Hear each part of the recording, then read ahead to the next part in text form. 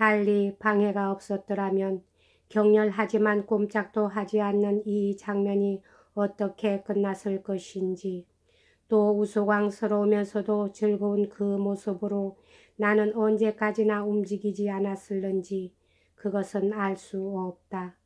그런 나의 흥분이 절정에 달했을 때 우리들이 있는 방과 옆에 있는 부엌문이 열리는 소리가 났다. 그러자 바질러 부인은 깜짝 놀라는 몸짓과 함께 다급한 목소리로 말했다.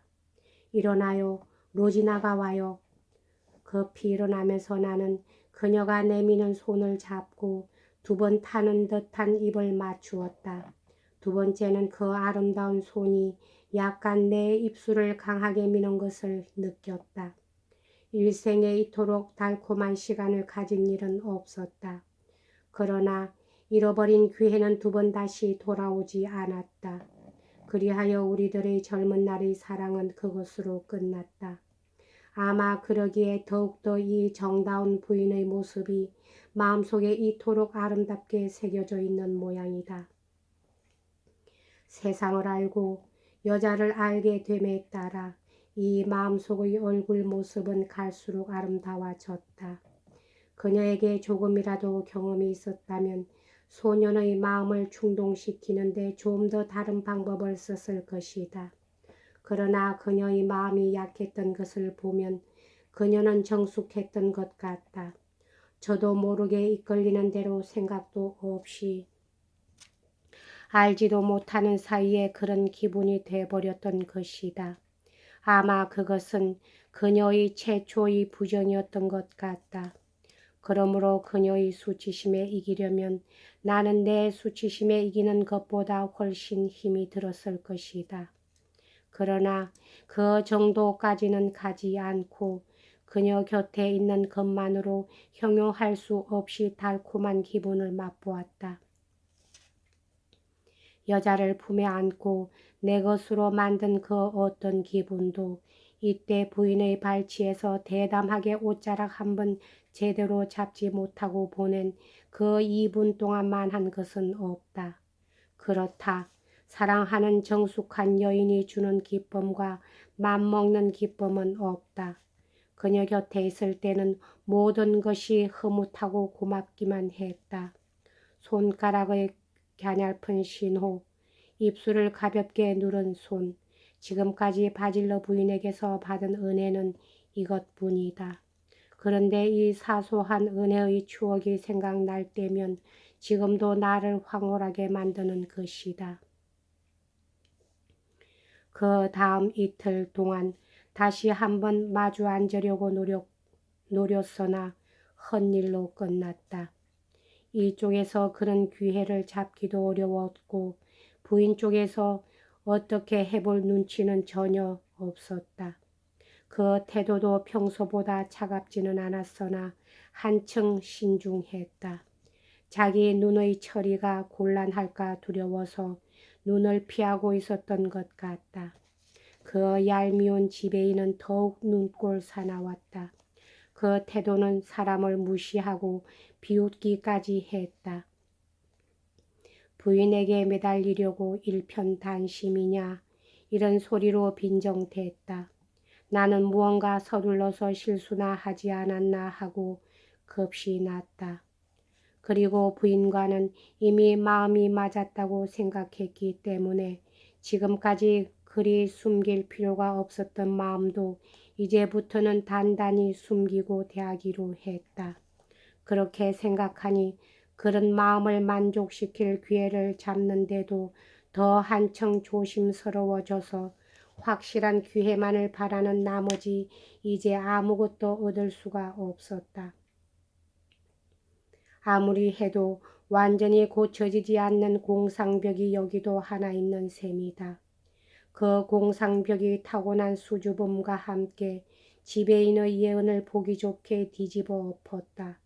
너무나 성실하게, 말하자면 너무나 완전하게 사랑했기 때문에 쉽사리 행복해지지 않는 것이었다.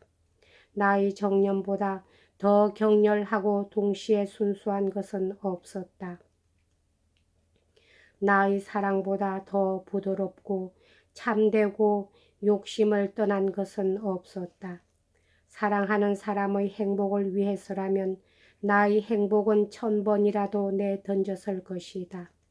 그 사람의 체면은 나의 목숨보다 중했다. 모든 즐거움을 희생시켜서라도 그 사람의 한때의 안식을 방해하려 하지 않았을 것이다.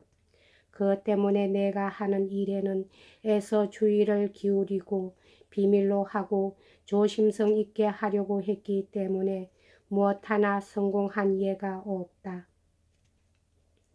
여자에 대해 성공 못한 것은 언제나 여자를 너무 지나치게 사랑한 데서 온 것이다.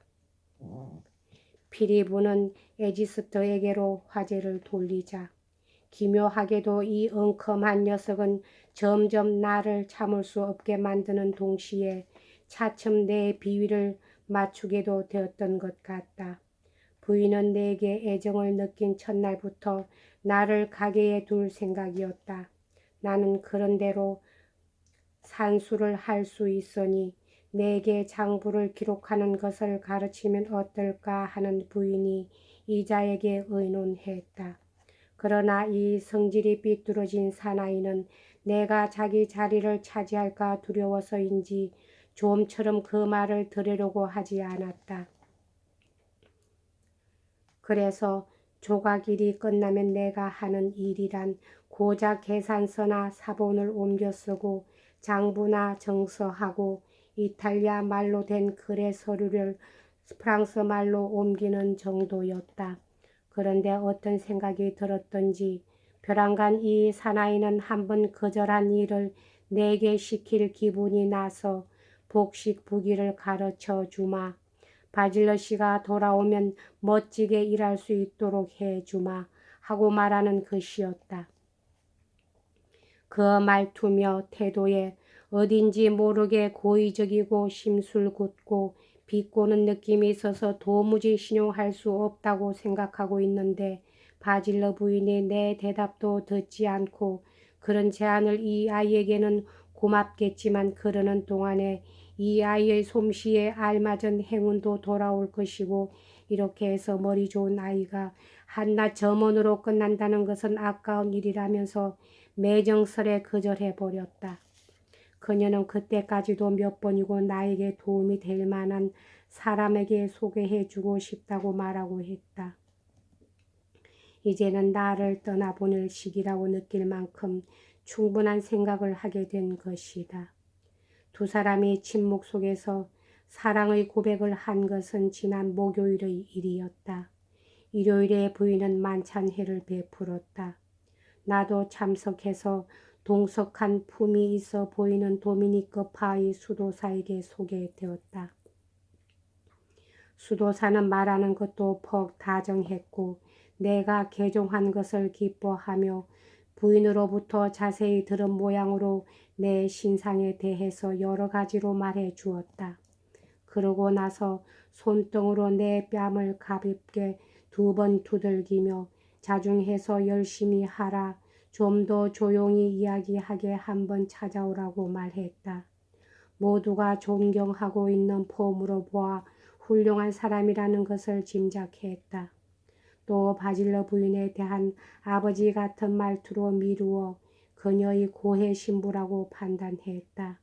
지금도 눈에 선한 것은 그 예의를 잃지 않고 다정스러운 가운데서도 자기가 지도하는 이 부인을 신용하고 존경하는 듯한 태도를 보인 것이다.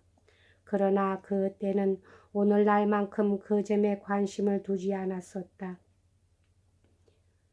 내가 좀 더 총명했더라면 고해 신부에게 존경을 받는 그런 젊은 부인의 감정을 움직일 수가 있었다는 것을 내 자신 얼마나 기쁘게 생각했을 것인가. 여기까지 하겠습니다.